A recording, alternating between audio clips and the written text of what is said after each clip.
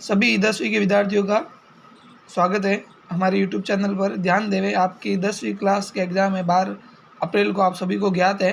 ठीक है, तो आज हम 14वीं प्रश्नावली, 15वीं प्रश्नावली और पहली प्रश्नावली के बारे में जो भी महत्वपूर्ण सवाल होते हैं उनके बारे में पढ़ेंगे। ठीक है, मैंने पिछले साल भी मॉडल पेपर बनाया था और उसके जो प्रश्न मैंने मॉडल पेपर पूरा यूट्यूब पर एग्ज़ाम से पहले समझाया था। ठीक है, और उसमें से लगभग आप देखोगे तो मैंने वापस वीडियो भी डाला था, कितने सवाल आए हैं वो आप खुद जाके देख लो एक बार, और कितने नहीं आए आपको पता चल जाएगा कि मेरे सवाल आते हैं या नहीं आते हैं। उसके बाद ही ये वीडियो देखें और समझ में आता है तो अंत तक देखें, क्योंकि ये आप मान के चले कि इसमें से ही सवाल आएंगे। जो मैं ये बना रहा हूँ वीडियो, इससे बाहर हो सकता है 1-2 सवाल बाहर चला जाए। ठीक है, वरना इसी में से ही आने वाले हैं सवाल। ठीक है, तो सबसे पहले हम समझते हैं 14वीं और 15वीं प्रश्नावली का जो पेपर है, आपके पैटर्न के हिसाब से पूरा एग्ज़ाम में सवाल किस तरह के आएंगे उसी तरह का पेपर मतलब प्रश्न है। तो ध्यान से समझें, पूरा अंतिम तक समझें और ज़्यादा से ज़्यादा अपने दोस्तों को क्या करें, शेयर करें। जो भी आपके फ्रेंड है सर्कल में, आप उन्हें ज़्यादा से ज़्यादा भेजें अगर आपको ये अच्छा लगता है वीडियो तो। ठीक है, ध्यान देना, 14वीं और 15वीं और पहली तीनों मिलकर आपके 23 नंबर की है, यानी इस वीडियो में कम से कम 23 नंबर कवर करने हैं।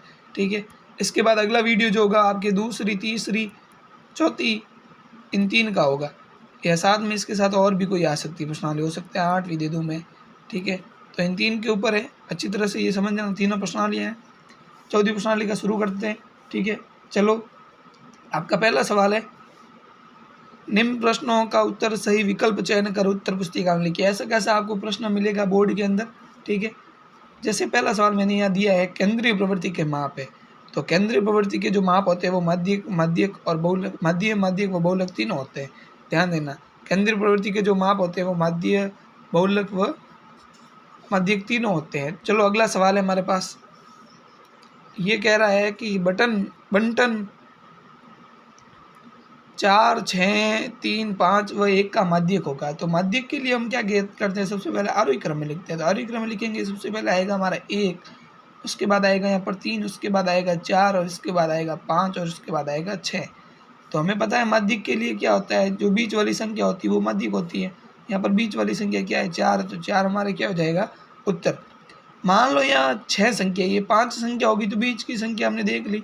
अगर मान लो यहाँ 6 अंक हो जाते हैं, मान लो यहाँ 8 हो जाते हैं, और तो हमें अगर माध्यक ज्ञात करना है तो माध्यम में हम देखोगे, अब इस सवाल में माध्यक ज्ञात करना है। पिछले सवाल में तो ये 5 अंक ही थे, तो बीच वाली संख्या आपका माध्यक हो गई 4। अब मान लो ये 6 अंक आ जाए एग्जाम में, मतलब 6 के 8 आ सकते हैं, 8 के 10 आ सकते हैं। तो आपको किस तरह करना है, तो फिर इन बीच वाली 2 अंकों को लेना है। बीच वाले कितने अंकों को लेना है, 2 अंकों को लेना है, और दोनों अंकों को जोड़ के आपको क्या करना है, 2 का क्या देना है, भाग। तो 5 और 4 हो गए 9/2 आपका आ जाएगा 4.5। कितना आ जाएगा, 4.5। चलो अगला सवाल है, ये कह रहा है बंटन 3, 6, 4, 5 और x, इनका माध्य दे रखा है 4। इनका माध्य कितना दे रखा है, 4। माध्य दे रखा है आपके पास में 4 दे रखा है, माध्य कितना दे रखा है 4, और आपको x का मान क्या करना है, ज्ञात करना है। तो ध्यान दें, माध्य का फॉर्मूला होता है प्रेक्षणों का योग बट्टा प्रेक्षणों की संख्या। प्रेक्षणों का योग बट्टा प्रेक्षणों की संख्या। ध्यान दें, इस सवाल में आंसर जो होते दे रखे हैं, कितने उत्तर दे रखे हैं, 4 आएंगे।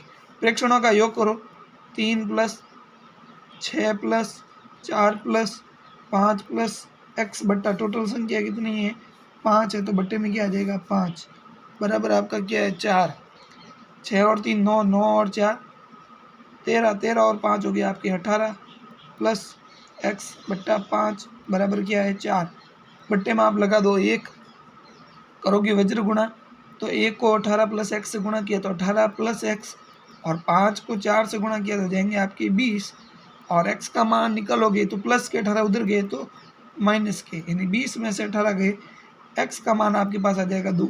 x का मान क्या जाएगा यहाँ पर आपका 2। चलो नेक्स्ट सवाल करते हैं। अभी उस प्रेक्षण का नाम बताइए जिसकी बारंबारता क्या है, सबसे अधिक हो। उस प्रेक्षण का क्या बताना है आपको, नाम जिसकी बारंबारता क्या है, सबसे अधिक है। तो हमें पता है बारंबारता सबसे अधिक होती है बहुलक की। सबसे अधिक बारंबारता किसकी अधिक होती है, बहुत लकी। अभी ये 5वां सवाल देखो, काफ़ी अच्छा सवाल है, ठीक है। मैंने अभी बताया दूसरे सवाल में वैसे ही होगा। ये कह रहा है उन निम्नलिखित प्रेक्षणों को आरोही क्रम में व्यवस्थित किया गया है। ये अंक आरोही क्रम में लिखे हुए, यदि आंकड़ों का माध्यक 63 हो। अब यहाँ पर दे रखा है आपके पास में माध्यक दे रखा है, कितना दे रखा है 63। तो आपको कह रहा है x का मान ज्ञात करो, यानी ये 2 अंक के बीच में देखो 2 अंक आ रहे हैं, 2 आ रहे हैं, एक तो आपका x आ रहा है और एक क्या आ रहा है x+2। तो हमें पता है बीच में 2 अंक आ रहे हैं, तो दोनों को जोड़ के 2 का भाग देंगे तो माध्यक आएगा। चलो ये 2 अंक है, एक तो x है और एक क्या है x+2, इन दोनों को जोड़ के 2 का भाग देंगे तो हमारे पास उत्तर कितना आने वाला है 63। लेकिन इसमें उत्तर दे रखा है, हमें ज्ञात क्या करना है x का मान, ज्ञात क्या करना है हमें x का मान। चलो x और x हो गए 2x + 2, ये बट्टे में 2 है, उधर जाएंगे तो गुणे में हो जाएंगे, तो 63 दूनी हो गया आपके 126। अब ये प्लस के 2 उधर गए तो माइनस के, तो 2x बराबर हो जाएगा 126 - 2, 2x बराबर हो जाएगा आपका 124, x का मान आ जाएगा 124/2, x का मान आपके पास आ गया 62, x का मान आपके पास कितना आ गया 62। चलो अगला सवाल, एक असंभव घटना की प्रायिकता कितनी होती है। देखो ध्यान दो, असंभव घटना की प्रायिकता होती है 0। असंभव घटना की प्रायिकता क्या होती है 0, और संभव घटना की प्रायिकता क्या होती है 1, और निश्चित घटना की प्रायिकता क्या होती है 1, ठीक है। अगला सवाल है, एक सिक्के को 3 बार उछालने पर कुल परिणाम होगा। एक सिक्के को 3 बार उछालने पर कुल परिणाम होगा। एक सिक्के को 3 बार उछालेंगे तो परिणाम आपके पास कितना आएगा। देखो एक सिक्के के कितने पहलू होते हैं, 2 पहलू होते हैं। कितने होते हैं 2 पहलू, या तो चित आता है या पट आता है। एक सिक्के को एक बार उछालेंगे तो 2 की घात 1 यानी 2 आएगा। अगर मान लो एक सिक्के को 2 बार उछाल रहे हैं तो 2 की घात 2 यानी 4 आएगा। प्रश्न पूछ रहे हैं एक सिक्के को 3 बार उछालना है यानी 2 की घात 3 यानी 2 × 2 × 2 यानी कितना आ जाएगा आपके पास 8 आ जाएगा, ठीक है। तो एक सिक्के को 3 बार उछालने पर कुल परिणाम कितना होगा 8 होगा। चलो अगला सवाल, संख्या 1, 2, 3 से लगाकर 15 तक यादृच्छिकता 4 का एक गुण जाने की प्रायिकता, यानी कुल परिणाम हमारे पास 15 है। कुल परिणाम कितना है 15, और 4 के गुणज यानी एक तो 15 तक एक तो 4 आएगा, एक 8 आएगा और एक क्या आएगा 12, यानी अनुकूल परिणाम हमारे पास कितने हैं 3 है। तो 3/15, अगर इसे काटोगे तो आपका क्या आ जाएगा 1/5, क्या आने वाला आंसर 1/5। चलो अगला सवाल है, ये कह रहा किस घटना की प्रायिकता नहीं होती है, किस घटना की प्रायिकता नहीं होती है। तो हमें पता है 0 और 1 तो सभी घटना की प्रायिकता, यानी प्रायिकता का मान है जो 0 और 1 की क्या होता है मध्य ही होता है। तो 0 और 1 तो है, 0 और 1 तो आपके आंसर है ही, ठीक है। चलो तो ये दोनों तो पहले से ही कट हो जाएंगे, ये नहीं पूछा है, इन दोनों में सब कन्फ्यूजन है कौन सी है या कौन सी नहीं है। तो अब देखो 2 का भाग अगर 3 में दोगे आप तो आपका 1.5 आएगा, जो कि प्रायिकता का मान नहीं है। तो अतः आपका आंसर क्या हो जाएगा 3/2, और यहाँ हर का मान ज़्यादा है तो प्रायिकता होगी। जहाँ हर का मान ज़्यादा है वो प्रायिकता होगी, जहाँ हर का मान कम है और अंश का मान ज़्यादा होता है वो प्रायिकता नहीं होती है, ध्यान रखना, ठीक है। चलो अगला सवाल है, अब खाली स्थान है। देखो हमने 10 सवाल देख लिए यहाँ पर आपके 14वीं प्रश्नावली और 15वीं में से, क्योंकि दोनों में से आपके आने वाले एग्जाम में सवाल खाली स्थान से भी आने वाले हैं और इनमें से भी आने वाले हैं, ठीक है। अब चलो अब सदी की ओर, सॉरी खाली स्थान की ओर। ये कह रहा बंटन 4, 5, 6, 7, 8 का माध्य। तो माध्य का फॉर्मूला भी मैंने लिखा है प्रेक्षणों का योग बटा प्रेक्षणों की संख्या। तो 4, 5, 6, 7, 8 बट्टा टोटल संख्या कितनी 5 है। तो पाँचों को जोड़ के 5 का भाग दो, ये हो जाएंगे 9 और 6 15, 15 और 7 22, 22 और 8 30/5 यानी 6। आंसर आपका क्या आ जाएगा 6 आ जाएगा। चलो अगला सवाल, वर्ग अंतराल में 20 और 35 का वर्ग परिसर पूछ रहा है। ये क्या पूछ रहा है 20 और 35 में वर्ग परिसर। तो परिसर क्या होता है इनका अंतर, परिसर जो होता है इनका क्या होता है अंतर। तो इनका अंतर कितना है 15, तो परिसर यहाँ पर क्या हो जाएगा आपका 15। ये देखो एग्जाम में सवाल किस तरह का आ सकता है इसमें, जैसे आपको कोई भी संख्या दे दी 2, 7, 9, 13, 8, 5। अब इनमें से मान लो पूछ लिया आपको परिसर ज्ञात करो, तो परिसर क्या होगा सबसे हाईएस्ट संख्या यानी सबसे उच्च सीमा माइनस, मतलब सबसे उच्च बारंबारता माइनस क्या करनी है सबसे निम्न बारंबारता, यानी सबसे बड़ी बारंबारता 13 है और सबसे छोटी बारंबारता कौन सी 2। तो इनका जो परिसर हो जाएगा वो कितना हो जाएगा 1 हो जाएगा। चलो अगला सवाल है, ये कह रहा है 70 और 85 में वर्ग की निम्न सीमा। तो वर्ग की निम्न सीमा कितनी है 70 है, सीधा सा आंसर है।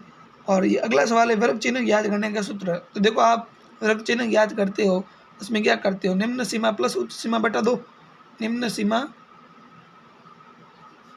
प्लस उच्च सीमा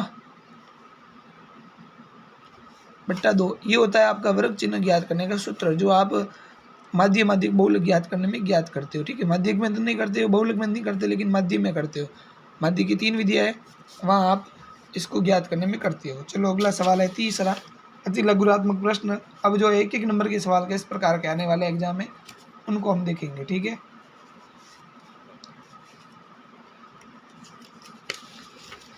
चलो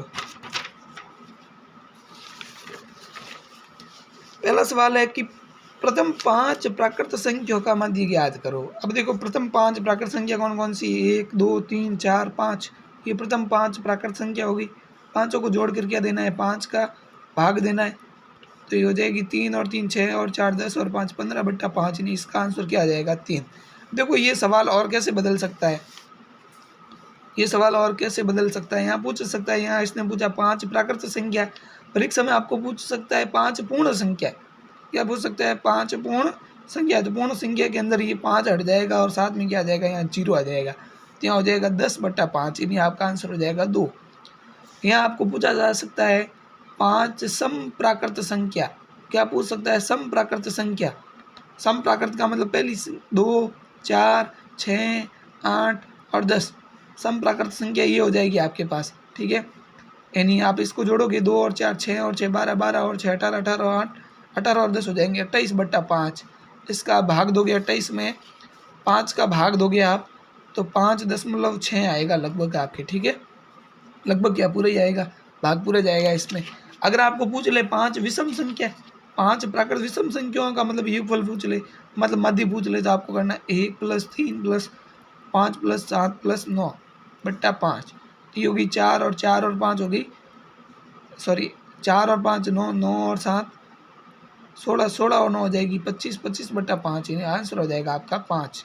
ठीक है, चलो अगला सवाल है, ध्यान देवे, अगला सवाल बहुत महत्वपूर्ण सवाल है और इसके बारे में आपके एग्जाम में भी सवाल आएगा। ठीक है, ये कह रहा है यदि माध्यिक का दे रखी है, माध्यिक का या माध्यिक आपको कहे तो एक ही है, माध्यिक का कहे या माध्यिक है, माध्यिक इसमें 15 है और माध्य है आपका 2, सॉरी मध्य का आपका क्या है 10, और बहुलक आपको पूछा है, बहुलक आपको क्या किया है यहाँ पर ज्ञात करना है, बहुलक इसमें क्या करना है आपको ज्ञात। तो एग्जाम में आपको इन तीनों में से कोई भी एक चीज़ ज्ञात करनी पड़ेगी और 2 चीज़ वो देगा। ठीक है, तो आपको इसमें किस प्रकार ज्ञात करना है, 3 चीज़ें दी हुई है, मतलब एग्जाम में 3 चीज़ों में से 2 चीज़ दी हुई होगी और तीसरी ज्ञात करनी है। ठीक है, तो मतलब यहाँ पर मैंने माध्य का बहुल माध्य दिया है, बहुलक ज्ञात करना है, एग्जाम में कोई भी 2 राशि दे रखी हो सकती है, तीसरी आपको क्या करनी है ज्ञात। तो इसका फॉर्मूला होता है 3 × माध्य का, फॉर्मूला होता है 3 × माध्य का बराबर बहुलक प्लस 2 × माध्य, बहुलक प्लस 2 × क्या होता है माध्य। चलो मान रखते हैं 3 का 3 माध्य का आपके 15 है, बहुलक ज्ञात करना है, बहुलक क्या करना है आपको ज्ञात करना है, प्लस 2 × माध्य कितना है 10। चलो ये हो गया 5 15 × 45, बहुलक ज्ञात करना है, प्लस 2 10 को 2 से गुणा किया तो 20 हो गए, प्लस 20 प्लस की इधर आए तो माइनस के, यानी 45 में से 20 गए, बहुलक आपका आ जाएगा 25, बहुलक आपका क्या आ जाएगा 25 आ जाएगा। ठीक है, चलो तो ये फॉर्मूला है, ध्यान रखना। ठीक है, इसका इस पर सवाल आने की संभावना 100% है। चलो अगला सवाल, अगला कह रहा है 2 0 4 5 3 5 3 6 4 5 1 का बहुलक होगा, तो बहुलक क्या होगा जिसकी बारंबारता सबसे अधिक है। तो देखो यहाँ बारंबारता 5 कितनी बार आ रहा है, 1 2 और 3 बार आ रहा है, तो यहाँ बहुलक क्या आ जाएगा 5, यानी सबसे अधिक बार 5 ही आ रहा है, तो 5 इसका आंसर हो जाएगा।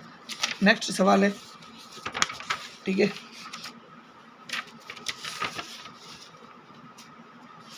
यदि P आपकी है 0.75 तो P बार ज्ञात कीजिए, यानी P दे रखी है 0.75 आपको ज्ञात करना है P बार, यानी P नहीं ज्ञात करनी, तो P नहीं का फॉर्मूला होता है 1 - P होने की, तो आपको 1 में से क्या घटाना है 0.75, तो आपका आंसर हो जाएगा 0.025, यानी ये 1 रुपये में से 75 पैसे घटाने हैं, तो आपके पास 25 पैसे बचेंगे। ठीक है, सीधा सा ऐसे समझ लो। ठीक है, चलो अगला सवाल। एक पासे को एक बार उछालने पर एक अभाज्य अंक आने की प्रायिकता ज्ञात करो। तो एक पासे को एक बार उछालेंगे, एक पासे को कितनी बार उछालना है? एक बार उछालना है। ठीक है, तो कुल परिणाम हमारे पास आते हैं 6, 1 2 3 4 5 और 6। अब इसने पूछा है अभाज्य अंक, तो ये अभाज्य अंक है, ये भी अभाज्य अंक है और ये भी अभाज्य अंक है। इन्हीं 3 अभाज्य अंक है और कुल परिणाम कितना है? 6। इन्हें आपका उत्तर हो जाएगा 1/2। उत्तर क्या हो जाएगा आपका? 1/2। चलो अगला सवाल है। एक ताश की घटी में से एक लाल रंग की तस्वीर वाले पत्ते आने की प्रायिकता। तो देखो, ताश के बारे में सवाल पढ़ के जाना, इस बार आने की संभावना है पूरी। ठीक है, तो ताश में कुल पत्ते होते हैं 52, उसमें से 26 तो होते हैं लाल के और 26 होते हैं काले कलर के। ठीक है, 26 तो होते हैं लाल कलर के और 26 होते हैं, ये तो हो जाएंगे लाल और ये काला। ठीक है, उसमें से वापस 13 डिवाइड होते हैं। लाल के अंदर होता है एक तो पान का पत्ता, एक होता है 13 पत्ते होते हैं ईंट के, और इसमें भी 13 पत्ते होते हैं। एक तो होते हैं चीड़ी के और एक होते हैं हुकुम के 13 पत्ते, इसके पत्ते होते हैं हुकुम के। अब हमें इसने पूछा है लाल रंग के तस्वीर वाले पत्ते। इसने क्या पूछा है? एक ताश की घड़ी में लाल रंग के तस्वीर वाले पत्ते की प्रायिकता ज्ञात करो। ठीक है, तो लाल रंग के अंदर हमें तस्वीर वाले पत्ते पता है। देखो लाल रंग तो ये है। ठीक है, और इन 13 पत्तों में देखो तो तस्वीर वाला पत्ता है, एक तो कौन सा है? बादशाह है, एक आपका है बेगम और एक आपका है गुलाम। यानी ये 13 पत्तों में 3 पत्ते होते हैं, तो 13 ये पत्ते और हैं, तो इसमें भी 3 पत्ते हो जाएंगे। यानी कुल पत्ते कितने हो जाएंगे? 6। तो 6/52 कुल परिणाम कितना है? 6/52। तो इसको काटोगे तो आपके पास हो जाएगा 3/26। आंसर आपका क्या हो जाएगा? 3/26। चलो अगला सवाल है। रेखा व गरिमा 2 बहनें हैं, इसकी क्या प्रायिकता कि दोनों का जन्मदिन एक ही दिन हो और एक ही दिन नहीं हो। और यहाँ पर इसने पूछा है अलिप वर्ष। इसने यहाँ पर क्या पूछा है? अलिप वर्ष का भी ध्यान रखना आप। ठीक है, मैंने यहाँ लिखा नहीं है, अलिप वर्ष का भी पूछा है। ठीक है, चलो 2 बहनें हैं, तो देखो 365 दिन होते हैं, हमें पता है अलिप वर्ष में। अब ये कह रहा है दोनों का जन्मदिन एक ही हो। अब एक ही दिन आ रहा है तो 365 में से कितने दिन आ रहा है? 365। तो एक ही दिन आ रहा है तो उत्तर क्या हो जाएगा? 1/365। अब कह रहा है एक ही दिन नहीं आ रहा है, तो 1 माइनस पी कर दो, यानी 1 माइनस कर दो 1/365। तो 365 को 1 से गुणा किया 365, 365 में से 1 गया, पीछे बचेगा 364/365। तो ये आपके क्या जाएंगे उत्तर। देखो आपको विस्तार से करने, कॉपी में काम करने का तरीका अच्छा होना चाहिए। मेरे पास यहाँ ज़्यादा, मैं अगर एक एक सवाल को आराम से समझाने बैठूंगा तो आपके कम से कम 2-3 घंटों का वीडियो बन जाएगा। आप खुद इन प्रश्नों को पहले करने का प्रयास करें, उसके बाद देखिए आपसे नहीं हो रहा है तो फिर वीडियो को देखें आप। ठीक है, चलो अगला सवाल है। एक डिब्बी में 5 काले 3 लाल कंचे हैं, यानी 5 तो है आपके पास रेड, सॉरी काले 5 है और रेड कितने हैं? 3, यानी टोटल आपके पास हो गए 8 कंचे। अब ये कह रहा है कि इस डिब्बे में से एक कंचा यादृच्छता निकाला जाता है, इसकी क्या प्रायिकता कि काला है। तो काले कितने हैं? 5 है, तो 5/8 आंसर हो जाएगा पहले का। फॉर्मूला वगैरह आपको एग्जाम में सब लगाना है। और काला नहीं है तो 1 माइनस कर दो 5/8, यानी 8 एकम 8 और 8 में से 5 गए 3/8। ये हो जाएगा दूसरे का आंसर। ठीक है, चलो अगला सवाल।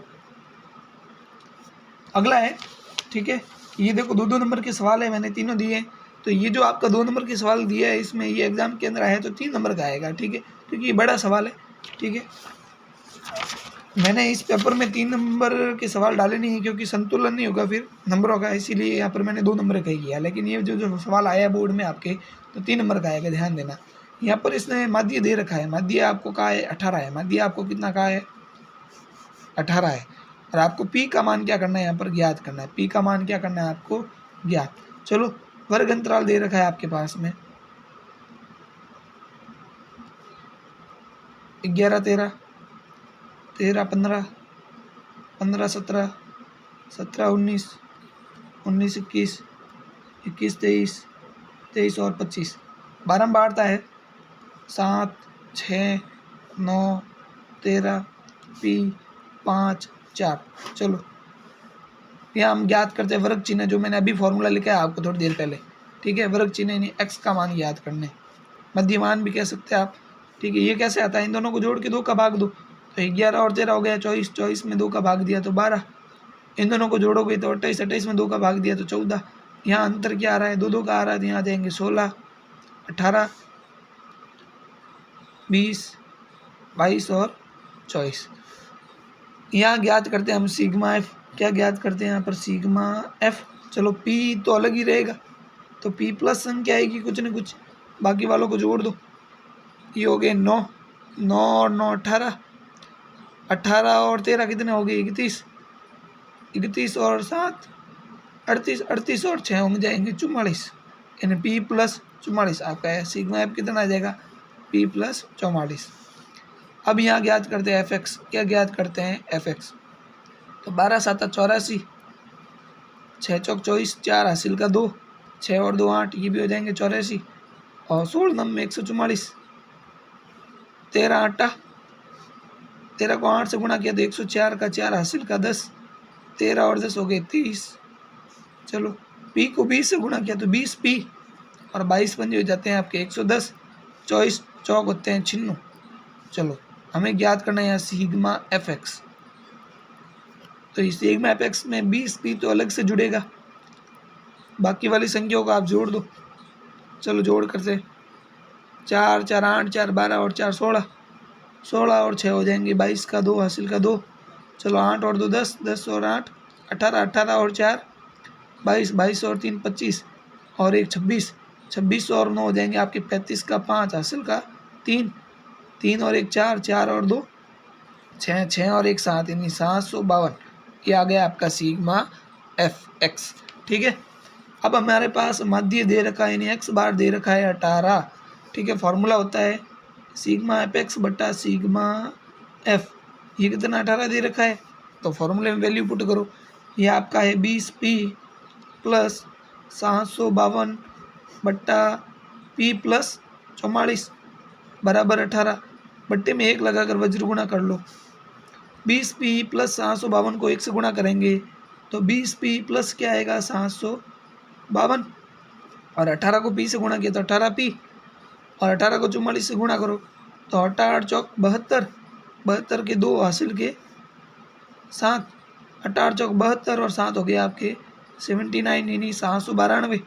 चलो पी वाले को एक तरफ कर दो, ये 20 पी ये प्लस के इधर आए तो माइनस के 18 पी, और ये 792 तो इधर आई, ये प्लस के उधर गए तो माइनस के हो जाएंगे 52। चलो घटाओ, यहाँ 2p आएगा, इसमें से घटाओ, ये आपका आ जाएगा 40, तो p का मान आपके पास आ जाएगा 40 बट्टा 2, यानी p का मान आपके पास आ गया 20, p का मान आपके पास क्या आ गया है 20 आ गया है। चलो अगला सवाल है, अगला सवाल है आपके पास मध्य ज्ञात करना। आपको क्या ज्ञात करना है, 2 नंबर का सवाल है, ध्यान दें, ऐसा सवाल एग्जाम में अंदर जरूर आने वाला है। आपको ज्ञात करना है माध्यक, x का मान दे रखा है 0 1 2 3 4 5 6, और x का मान f का मान दे रखा है 10 35, बारंबारता दे रखी है 27 17 6 3 और 2। देखो इसमें माध्य ज्ञात करना है, वर्ग अंतराल नहीं हो तो माध्य कैसे ज्ञात करते हैं, तो आपको संचयी बारंबारता ज्ञात करनी है। सबसे पहले सी एफ, जो कैसा है कि 10 का 10, 10 और 35 हो गए 45, 45 और 27 कितने हो जाएंगे आपके 72, 72 और 17 हो जाएंगे आपके ये 89, 89 और 6 हो जाएंगे 95, 95 और 3 हो जाएंगे 98, 98 और 2 हो जाएंगे 100। यानी आपका यहाँ एन का मान आएगा, यानी सिग्मा एफ या एन का मान आएगा वो कितना आएगा 100।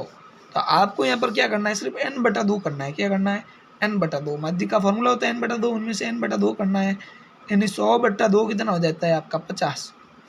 तो आपको सी एफ के अंदर देखना है 50 से जस्ट बड़ी संख्या कौन सी है, तो 50 से जस्ट बड़ी संख्या 72 है, और 72 के अंदर जो वर्ग चिन्ह होगा यानी x का मान होगा वो आपका क्या होगा यहाँ पर माध्यक। तो माध्यक का आपका यहाँ पर क्या होने वाला है 2 होने वाला है, यहाँ उत्तर आपका क्या होगा 2 होगा। ध्यान देना है इस सवालों को, ठीक है। अगला है बहुलक। तो बहुलक में देखेंगे सबसे बड़ी बारंबारता किसकी है, 13 की है। तो 13 के संगत पद x वर्ग चिन्ह का मान क्या है 2, तो 2 आपका बहुलक हो जाएगा। यहाँ आंसर क्या होगा 2। ठीक है, चलो नेक्स्ट सवाल है आपके, देखो ध्यान दें। 7वां है प्रत्यक्ष विधि से माध्य, 8वां है माध्य कल्पित विधि से, 9वां है पद विचलन या पग विचलन। दो किताबों में अलग अलग नाम है, आरबीसी में अलग है और एनसीईआरटी में भी अलग अलग नाम दिए हुए हैं। एक में पद विचलन है, एक में पग विचलन है। ठीक है, चलो 9वां है माध्य ज्ञात करो और 10वां है बहुलक ज्ञात, मतलब 11 बहुलक ज्ञात करो। यानी माध्य की 3 विधियाँ होगी, माध्यक और बहुलक दोनों हो गए, और इनमें से सवाल 100% आने वाला है। ध्यान दें, आपको माध्य के अंदर कई बार हो सकता है एग्जाम में सी एफ दे रखी हो और एप ज्ञात करना पड़ सकता है। ठीक है, एप तो स्वाभाविक दी होता है, बारंबार तो दे रखी होती है, सी एफ ज्ञात करना है। तो परीक्षा में हो सकता है सी एफ दे दे और एप ज्ञात करना पड़े, और आपको वर्ग अंतराल को हो सकता है सतत वर्ग अंतराल में बदलना पड़े। वर्ग अंतराल को किसमें बदलना पड़े? सतत वर्ग अंतराल में। हालांकि इन 5 सवालों का मेरे पास एक अलग ही वीडियो पड़ा है प्ले लिस्ट में, जो आपको डिस्क्रिप्शन के अंदर मिल जाएगा। तो इन 5 सवालों का ही संख्या हो सकता है यहाँ जो है वो कि वो ना हो, तो आप वो सवाल समझ लेना, 5 का ही एक वीडियो है। ठीक है, मैं यहाँ समझा कर वापस रिपीट करूँगा, उसके अलावा आप जाके देख लेना, इन 5 का ही वीडियो पड़ा है। उसके बाद इन सवालों को आप खुद हल करने की कोशिश करना। ठीक है, अब हम जो लेते हैं आपकी पहली प्रश्नावली लेते हैं। ठीक है, उसको समझते हैं। पहली प्रश्नावली में किस किस तरह के सवाल है बनते हैं आपके पास में। चलो, ये आपके पास में आ गई पहली प्रश्नावली। ठीक है, वास्तविक संख्या। सबसे पहला सवाल एक अभाज्य संख्या के कुल गुणनखंडों की संख्या है। अभाज्य संख्या जिसमें स्वयं का भाग जाता है और 1 का भाग जाता है। उसके अलावा जैसे ये मान लो मैंने ले ली, कोई भी ले लो आप। ठीक है, ये अभाज्य संख्या ले ली, इसके गुणनखंड करेंगे तो क्या आएगा? 2 × 1, एक तो 2 आएगा या क्या आएगा 1। इसके गुणनखंड करेंगे तो या 3 आएगा या 1 आएगा। इसके करोगे तो 5 आएगा या 1 आएगा। 7 के करोगे तो या 7 आएगा या 1 आएगा। यानी एक अभाज्य संख्या के जो गुणनखंड होते हैं वो 2 होते हैं। कितने होते हैं? 2 होते हैं। तो यहाँ आंसर क्या हो जाएगा आपका? 2। चलो अगला सवाल है। अगला कह रहा है 144 के अभाज्य गुणनखंड में 2 की घात। यहाँ सवाल पूछा है 2 की घात, तो 144 के आपको करने हैं अभाज्य गुणनखंड। ठीक है, तो 2 का भाग दोगे 72 आएगा, 2 का भाग दोगे 36 आएगा, 2 का भाग दोगे 18 आएगा, 2 का भाग दोगे 9 आएगा, 3 का भाग दोगे 3 आएगा, 3 का भाग दोगे 1 आएगा। यानी 2 की घात पूछी है तो 2 की घात हमारे पास कितनी है? 4। तो एग्जाम में ध्यान देना, संख्या बदलेगी, गणित है, संख्या बदलनी स्वाभाविक है। तो यहाँ आपका आंसर क्या हो जाएगा? 2 की घात जो है कितनी है? 4 है। 2 की घात कितनी है? 4। चलो अगला सवाल है, देखो परिमेय संख्या 129 बट्टा 2 की घात 5 इंटू 5 की घात क्या है? 5 का दशमलव प्रसार कितने अंकों बाद शांत होगा? तो देखो वैसे यहाँ पर अगर निकालने बैठेंगे तो टाइम लगेगा, लेकिन अगर आपको परीक्षा में ऐसा सवाल पूछ ले तो जो यहाँ पर 2 और 5 की आपको बड़ी घात लगती है उतने अंकों बाद आपका क्या होगा? दशमलव प्रसार शांत होगा। जैसे यहाँ पर बड़ी घात क्या है? 5 है, तो 5 अंकों बाद क्या हो जाएगा? आपका शांत हो जाएगा। तो यहाँ पर आपको हल करने की जरूरत नहीं है, बड़ी घात देखो और जो होगा वो आपका क्या हो जाएगा? उत्तर हो जाएगा। ठीक है, यहाँ 2 और 5 में बड़ी घात क्या है? 5, तो आप उत्तर निकालोगे भले बहुत टाइम लगेगा, उत्तर आपका क्या आने वाला है? 5 ही आने वाला है। तो यहाँ पर ध्यान रखना है, जो बड़ी घात होगी वो आपका क्या होगा? उत्तर होगा। चलो अगला नेक्स्ट सवाल है, भाज्य ए और भाजक बी के ए बराबर बी क्यू प्लस आर में आर के लिए कौन सा संबंध सत्य है? आर यानी शेषफल। तो शेषफल का मान हमें पता है, शेषफल का मान हमेशा जो होगा 0 से क्या होगा? बड़ा होगा और बराबर होगा, लेकिन हमेशा बी से क्या होगा? यानी कम होगा। यानी मैं किसी संख्या में अगर भाग दूं, किसी संख्या में देखो जैसे कि मान लूँ 2 का भाग देना है मुझे 3 के अंदर, तो 2 एकम 2, पीछे बचेगा 1। 2 का भाग देना है 4 के अंदर, तो 2 एकम 2, 2 दूनी 4 सॉरी, पीछे बचेगा 0, और 2 का भाग 5 में दूंगा। यानी शेषफल मुझे हमेशा 2 से कम मिलने वाला। 2 का भाग दे रहा हूँ तो मुझे 0 और 1 मिलेगा। ठीक है, 3 का भाग दूंगा मैं 0, शेषफल मुझे क्या मिलेगा? 0, 1 और 2। तो हमेशा आर का मान जो होता है बी से कम होता है। तो आपकी ये शर्त कौन सी सही है? सी वाली। ठीक है, चलो अगला सवाल। अगला ये कह रहा है 2 अभाज्य संख्या का हैसियत होगा। तो 2 अभाज्य संख्या आप कोई भी ले लो, जैसे 2 और 5 मैंने भी उदाहरण दिए, ये वाला, ये इसके अभाज्य गुणनखंड है 2 और 1। ये 2 अभाज्य संख्या ले ली, मान लो 2 और 3, इनके हमें ज्ञात करना है हैसियत। तो इनका गुणनखंड उभयनिष्ठ गुणनखंड क्या है? 1 है। तो 2 अभाज्य संख्या का हैसियत क्या होगा? 1 होगा। क्या होगा? 1। चलो अगला सवाल, नेक्स्ट सवाल ये कह रहा है 10, 15 और 20 का एचसीएफ और एलसीएम ज्ञात करो। तो एचसीएफ एलसीएम 10 के टुकड़े होते हैं 2 × 5, 15 के टुकड़े होते हैं 3 × 5 और 20 के टुकड़े करोगे तो 2 × 5। तो आपको एचसीएफ तो इनमें से कॉमन क्या आ रहा है? 5 आ रहा है, तीनों में 5 है तो 5 मिल जाएगा। अब ज्ञात करते हैं एलसीएम। तो एलसीएम के लिए यहाँ क्या करेंगे? बड़ी घात लेंगे, यानी 2 की घात 2 × 5। तो यहाँ पर देखोगे 2 2 2 यानी 2 की बड़ी घात कौन सी है? 2 इन दोनों में है तो 2 की घात बड़ी घात कौन सी है? 2 है। तो यहाँ ले लेंगे 2 की घात 2 × 5। तीनों में एक बार आ रहा है, यानी 5 की छोटी घात कितनी? 1 ही है, 1 ही है, 1 ही है तो 5 एक बार लिखना है। पीछे यहाँ क्या बचा? 3 बचा तो 3 को एक बार लिख देना है। अब गुणा करो, 2 की घात 2 यानी 4, 4 और 5 20 और 20 क्या हो जाएंगे? 60। यानी आपका एलसीएम क्या होगा? यहाँ पर 60 हो जाएगा। चलो अगला सवाल, सबसे छोटी अभाज्य संख्या 2, सबसे छोटी भाज्य संख्या 4, इनका एचसीएफ क्या होगा? तो 2 इसका हो जाएगा 2 × 2। एचसीएफ पूछा है तो 2 कॉमन दोनों में आ रहा है तो एचसीएफ यहाँ पर क्या हो जाएगा?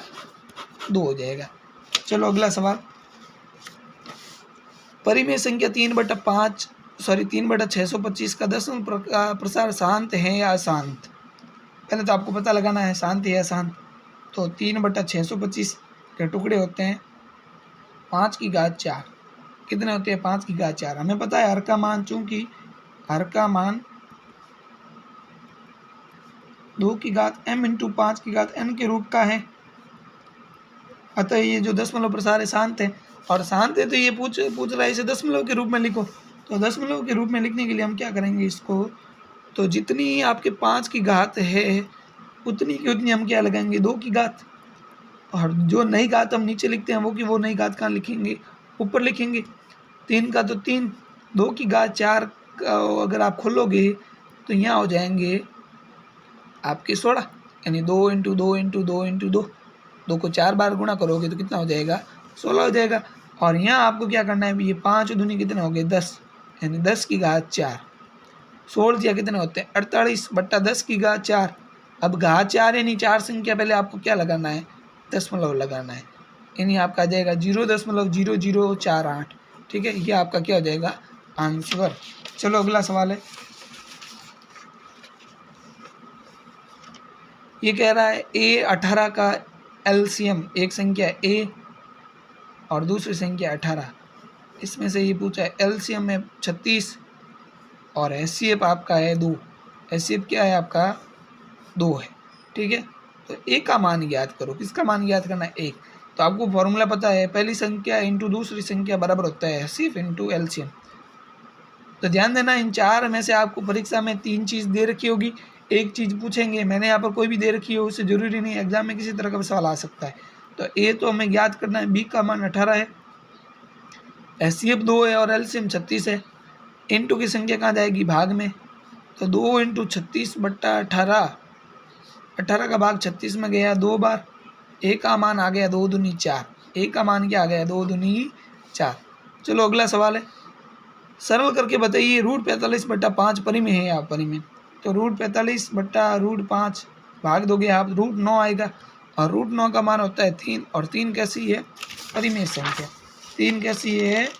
परिमेय संख्या। चलो ये 1-1 नंबर वाले सारे सवाल हो गए जो आपके अबसद के अंदर और 1 नंबर के अंदर आने वाले। अब लेते हैं 2-2 नंबर वाले सवाल। ठीक है, ये कह रहा दर्शाइए कि प्रत्येक धनात्मक गुणांक 2q + 2q1 के रूप का होता है। तो माना A कोई धनात्मक गुणांक है, A कोई धनात्मक गुणांक है, जहाँ B का मान हम क्या लेंगे? B का मान जो लेंगे वो यहाँ पर गुणे में होगा। B के बराबर क्या है? 2। तो आपको यहाँ लगानी है यूक्लिड विभाजक प्रमेय का, यूक्लिड विभाजक प्रमेय का, जो होती है A = BQ + R, BQ + R। चलो A का तो A, B का मान है 2, Q + R, यानी आपका जो भाज्य है, मतलब भाजक है वो 2 है। अगर आपका B कितना है? 2, तो आपको शेषफल क्या क्या मिलेंगे? अभी मैंने बताया शेषफल आपको या तो 0 मिलेगा या 1 मिलेगा। आपका अगर बी 3 है तो शेषफल क्या मिलेगा, 0 1 2। तो यहाँ पर आपको आर की जगह एक बार तो 0 लगाना है और एक आर की जगह क्या लगाना है, 1। चलो 0 लगाओगे यहाँ पर तो 2q + 0 क्या आएगा, 2q आएगा। और एक बार 1 लगाओगे तो a बराबर आ जाएगा आपका 2q + 1। तो ये 2 मान आ जाएंगे आपके, ठीक है। चलो अगला सवाल है, वह सबसे बड़ी संख्या ज्ञात करो जो 245 और 2053 को इस प्रकार विभाजित करती हैं कि प्रत्येक स्थिति में कितने प्राप्त हो, 5। तो आपको इस स्थिति में क्या करना है, 245 में से 5 घटाने 240 और 2053 में से भी क्या करने हैं, 5 घटाने आपके पास आ जाएंगे 2048। इनका आपको करना है HCF ज्ञात। जो HCF आएगा वो आपका क्या होगा, आंसर होगा, ठीक है। तो ये आप खुद करोगे अपने स्तर पर, ताकि आप कर सकते हो कि नहीं कर सकते, आपकी तैयारी हो जाएगी मजबूत। चलो अगला सवाल है, सिद्ध कीजिए कि 1/√2 एक अपरिमेय संख्या है। तो ध्यान देना, ये सवाल अगर परीक्षा में आएगा तो किस तरह का आएगा, ये जैसे भाग में वहाँ आपको गुणे के अंदर पूछ सकता है। जैसे यहाँ पर 1/√2 है, क्या है 1/√2, ठीक है। परीक्षा में आपको पूछा जा सकता है जोड़ वाला, यानी 2 + √3 कर दिया, यहाँ पर कुछ भी हो सकता है, ठीक है। प्लस में मतलब माइनस का हो सकता है, यानी 5 प्लस ये माइनस कर दो, चलो 5 - √5 कर दो या कुछ भी कर दो। और गुणे में हो सकता है, मान लो 3√3, कुछ भी संख्या हो सकती है, ठीक है। तो इन चारों में से कोई भी संख्या होती है तो आपको क्या करना है, माना सबसे पहले, अब मान लेंगे ये परिमेय है, माना 1/√2 कैसी है, परिमेय। यहाँ कोई भी संख्या हो उसको मान लेना है। उसके बाद मान लेने के बाद P/Q बराबर हमें लिखना है, जो भी माना है हमने, ठीक है। तो बट्टे में क्या है, 1/√2, तो √2 का क्या करना है, हरों का परिमेयकरण, तो √2/√2। तो P/Q बराबर हो जाएगा, √2 को 1 से गुणा किया तो √2, और √2 को √2 से गुणा किया तो आपका आ जाएगा 2। अब 2 बट्टे में तो कहाँ चले जाएंगे, गुणे में, तो ये हो जाएगा आपका 2P/Q = √2। अब भाई हमें तो पता है ये संख्या कैसी है, अपरिमेय, तो ये भी अपरिमेय होनी चाहिए, लेकिन ये संख्या कैसी है, परिमेय है। अतः हमारे कथन का क्या हो रहा है, विरोधाभास। अतः ये जो संख्या है वो कैसी, अपरिमेय।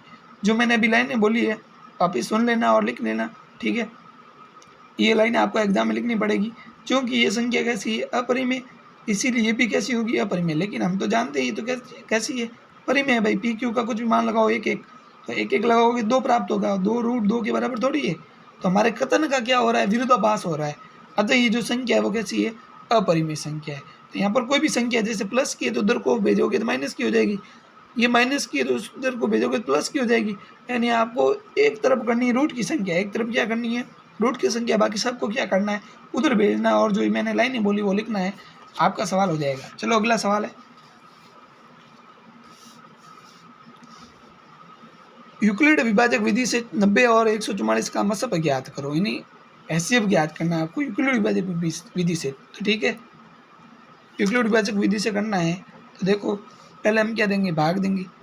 90 का भाग देना आपको 144 के अंदर कितनी बार गया, 1 बार। पीछे बचेंगे आपके 54 का भाग वापस देना है आपको 90 के अंदर, ठीक है। यूक्लिड विभाजक विधि को आराम से समझ लेना। 54 का भाग दोगे आप 90 के अंदर, 1 बार जाएगा, पीछे बचेंगे आपके, ठीक है। देखो 0 में से 4 जाता नहीं, हासिल लेंगे, 10 में से 4 गया, 6, और 8 में से 5 गए, पीछे बचेंगे 3, यानी 36 आ जाएंगे, ठीक है। 36 का भाग देना है आपको 54 के अंदर, 1 बार जाएगा, पीछे बचेंगे 18 का भाग आपको देना वापस 36 के अंदर, यानी भाग आपका 2 बार गया, और शेषफल क्या आ गया, 0। जब तक शेषफल 0 नहीं आया तब तक आपको भाग देता रहना है, और जब शेषफल 0 आया तब आपने भाग इसका दिया 18 का, तो वो आपका क्या होगा, HCF होगा, ठीक है। अगर आपको चरण बना के करने आते तो चरण बना के, नियम यही है, चरण बना के करो आप, ठीक है। यूक्लिड विभाजक विधि से आपको चरण नहीं आते तो आप इस तरीके से कर सकते हो, ठीक है। तो चरण बना के करना सही रहता है, चरण बना के आप कर लेना, ठीक है। ये करोगे तो मान लो 2 नंबर का सवाल है तो आपको 1.5 नंबर दे देंगे, और चरण बना के करोगे तो 2 के 2 आपको पूरे मिलेंगे, ठीक है। अगर आपको चरण बनाने नहीं आते हैं तो अभी इतना टाइम नहीं है कि आप सीख पाओगे, तो इससे अच्छा ये वाला प्रोसेस सीखें, और 1.5 नंबर तो आएंगे कम से कम। ठीक है। तो ज़्यादा भूल-भुलैया में नहीं पढ़ना है, आता है तो चरण बना के करो, नहीं आता तो इससे कर लो, ठीक है। आपको डायरेक्ट नंबर वो दे देगा। चलो अगला सवाल है, अगला है 408 और 1032 के HCF को, यानी HCF को ये कह रहा है 1032x माइनस 408 इंटू 5 के रूप में व्यक्त किया है। यानी जो भी इन दोनों का HCF आएगा उसके बराबर इसको लिखना है और आपको किसका मान ज्ञात करना है, इस x का मान क्या करना है, आपको ज्ञात करना है।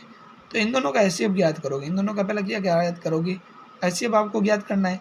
जो भी HCF आएगा वो आपको यहाँ लिखना है, ठीक है। लिखने के बाद इन दोनों को गुणा करना है और माइनस की संख्या उधर क्या करनी है, प्लस की, प्लस के बाद इंटू की संख्या आ जाएगी भाग की, तो x का मान आपका आ जाएगा। इसी तरह ये प्रश्नावली पूरी हो जाती है आपकी। ये प्रश्न आप स्वयं करोगे, ठीक है। ये प्रश्न आपको ही करना है, ठीक है, HCF ज्ञात करके। और अच्छे सवाल है, इनसे बाहर लगभग जाने वाला नहीं है। इनसे सवाल बाहर जाएगा तो कौन सा जाएगा मैं एक बार कह देता हूँ, वो सवाल आप मिला देना, ठीक है। किताब के सवाल है, मैं आपको बोल रहा हूँ कौन कौन से मिलाने हैं आपको। देखो एक सवाल तो आपका 1.1 में है, सेना की टुकड़ी वाला तीसरा सवाल होगा, यानी 616 टोटल लोग हैं और 32 पंक्तियों की क्या बनानी है आपको, मतलब लाइनें बनानी है, ऐसा कुछ करके सवाल है, ठीक है। तो इसमें आपको HCF ज्ञात करना है, अधिकतम संख्या ज्ञात करनी है। प्रश्न लिखा हुआ है, मतलब पीछे मतलब आपको सेना चाहिए, उसमें अधिकतम संख्या पूछा है, हाईएस्ट कॉमन फैक्टर है, आपको HCF ज्ञात करना है। और भाषा के एक और सवाल है 1.2 में सोनिया और रवि को भागने में सोनिया को 18 लगते हैं, रवि को 12 लगते हैं, तो इन दोनों का LCM ज्ञात करना वहाँ पर।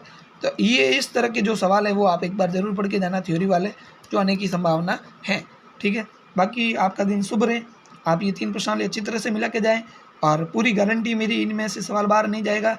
इस वीडियो को भाई जितना शेयर हो सके उतना कीजिए, ठीक है, क्योंकि आपका भला तो हो गया है, अपने दोस्तों का कर लीजिए, अपने रिश्तेदार वगैरह जितने भी हैं आपके संपर्क में, जो भी 10वीं क्लास के स्टूडेंट उनको भेजिए और जल्दी से जल्दी ये 3 प्रश्नावली आज तैयार कर लीजिए। फिर अगली प्रश्नावली का वीडियो हम डाल देंगे जल्दी यूट्यूब पर आपके, कर ली।